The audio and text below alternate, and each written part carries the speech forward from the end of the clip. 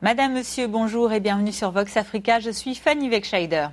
Votre point quotidien sur l'actualité africaine et internationale, c'est tout de suite dans Vox Flash.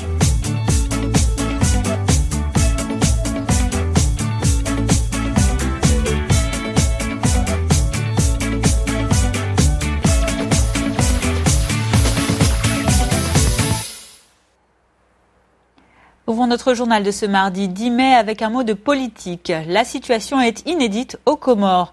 Demain, l'archipel de l'océan Indien réorganise partiellement le second tour de sa présidentielle dans les bureaux où le dernier vote du 10 avril avait été perturbé par des irrégularités ainsi que de graves actes de violence. La réorganisation de ce second tour concerne 6305 électeurs, soit environ 2% du total des votants comoriens et dans 13 bureaux de vote d'Anjouan, l'une des 3 îles de l'Union des Comores. L'enjeu est de taille, puisque ce nouveau scrutin pourrait totalement modifier les résultats précédents et très serrés déjà. Des résultats qui donnaient gagnant l'ancien président putschiste Azali Assoumani avec 40,98% des suffrages, suivi du candidat du pouvoir sortant Mohamed Ali Sohili, surnommé Mamadou, et qui avait lui obtenu 39,87% des voix, un écart donc de seulement 2000 votes.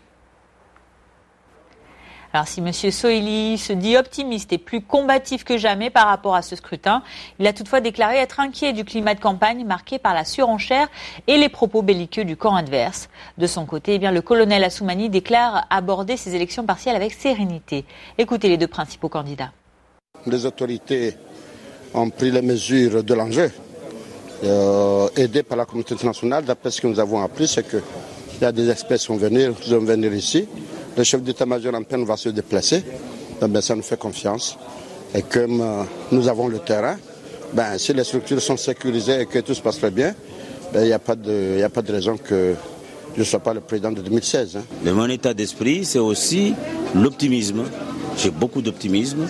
Je suis venu en juin pour ce qui est des reprises électorales, des partielles, présidentielles. Et j'ai fait le tour de toutes les localités qui sont concernées par la reprise du scrutin. Et je peux dire que je pars avec l'espoir, un très bon espoir, de pouvoir gagner le 11 mai.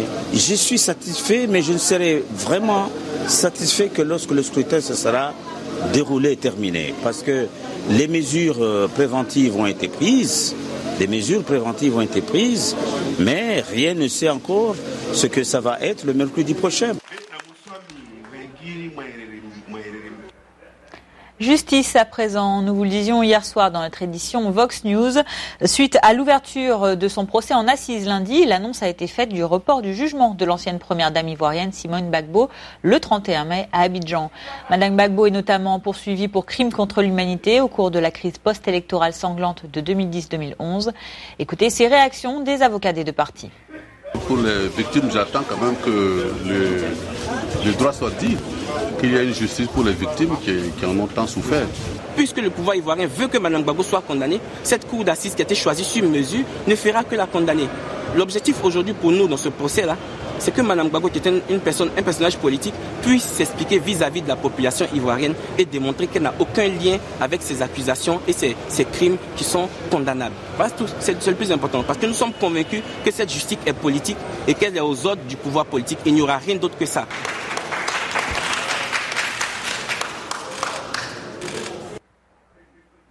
Et restons en Afrique de l'Ouest pour parler défense maintenant. Un major américain en visite au Togo, c'est le major général Alan Dorman de la garde nationale du Dakota du Nord qui a visité hier la caserne des sapeurs-pompiers de Lomé, une visite qui a précédé des séances de travail avec les membres des forces de défense et de sécurité du Togo, ainsi que des séances de démonstration. La présence du major général Dorman intervient dans le cadre du programme de partenariat d'État du Bureau de la garde nationale des États-Unis, la garde nationale du Dakota du Nord et la République du Togo, un accord signé en 2014 et qui concerne le partage d'expertise dans les domaines de l'assistance humanitaire, de la sécurité et de la défense, de la gestion des catastrophes, des supports techniques en matière de génie militaire ainsi que de la formation d'officiers et de sous-officiers. L'économie zimbabwéenne continue d'inquiéter. Nous vous parlions la semaine dernière du manque de liquidités qui frappe le pays et qui a notamment contraint à limiter les retraits d'argent de la population au guichet de banque. Eh bien, depuis, la Banque centrale du Zimbabwe a procédé à l'introduction de billets d'obligation. Pour l'opposition zimbabwéenne qui s'est exprimée lundi, cette décision du gouvernement d'imprimer des billets indexés sur le cours du dollar américain est une folie. Pour le mouvement du changement démocratique, cette mesure vise à pallier le fameux manque de liquidité dans le pays et elle ferait pointer le risque d'un retour de l'hyperinflation. Pour rappel, le Zimbabwe n'a plus de devise nationale depuis 2009. Le dollar zimbabwéen avait en effet été abandonné car il était devenu inutilisable à cause d'une inflation de l'ordre de plusieurs milliards de pourcents en 2008. Mais en tout cas, du côté de la Banque centrale, on se défend. Pour son gouverneur, non, l'interdiction de billets d'obligation n'est pas une réponse au manque de liquidité au Zimbabwe, ni non plus une réintroduction de la devise nationale. Ces billets qui sont financés à hauteur de 200 millions de dollars par la banque panafricaine Afreximbank, devraient servir à faire des achats au Zimbabwe. Écoutez ses explications. À propos du manque de liquidité, nous avons mis en place 4 plans pour répondre à ce manque de liquidité. La première est pour importer des liquidités. C'est ce que nous avons fait la semaine dernière. Nous avons 15 millions de dollars qui sont rentrés. L'intérêt de la monnaie d'obligation était de lutter contre le problème de charge. L'intérêt des billets d'obligation est d'inciter aux exportations. Je pense que les gens mélangent tout et pensent que les billets d'obligation sont là pour remédier au manque de liquidité. Mais il n'y a pas de lien entre les deux. Si des gens gagnent de l'argent en dollars US, ils vont continuer de gagner leur argent en dollars US. Et à l'international aussi, les esprits s'échauffent, notamment au sujet de la destitution ou non de la présidente brésilienne. Hier, de nombreux manifestants étaient dans les rues de Sao Paulo pour protester, soit en faveur, soit contre la mesure demandant le départ de Dilma Rousseff.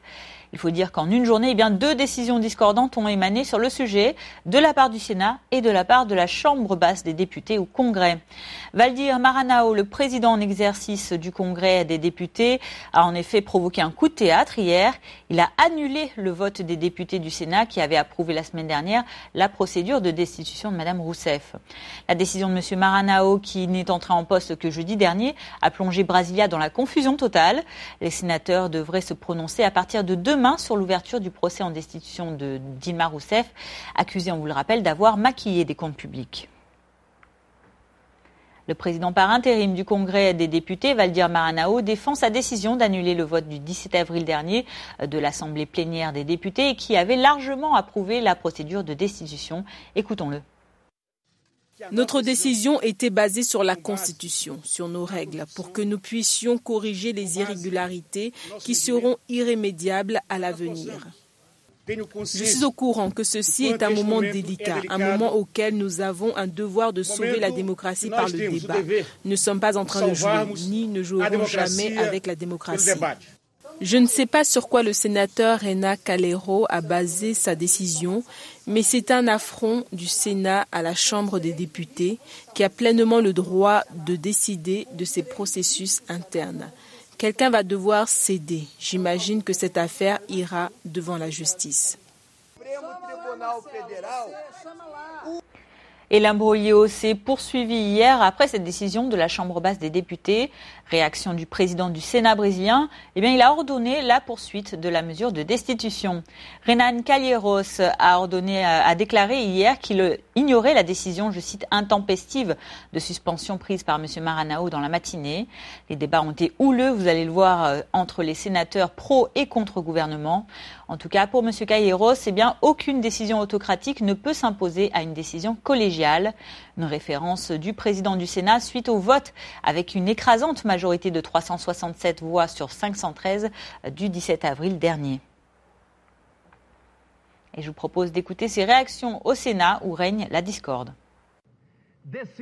Être d'accord avec le président actuel de la Chambre basse m'empêcherait d'être impartial. Et je ne veux pas abandonner mon impartialité pour aucune raison. Je n'abandonnerai pas mon impartialité. Le processus qui a atteint le Sénat est déjà vicié. Il ne vise pas un crime spécifique contre la présidente Dilma Rousseff. Et il donne une condamnation à mort de la présidente.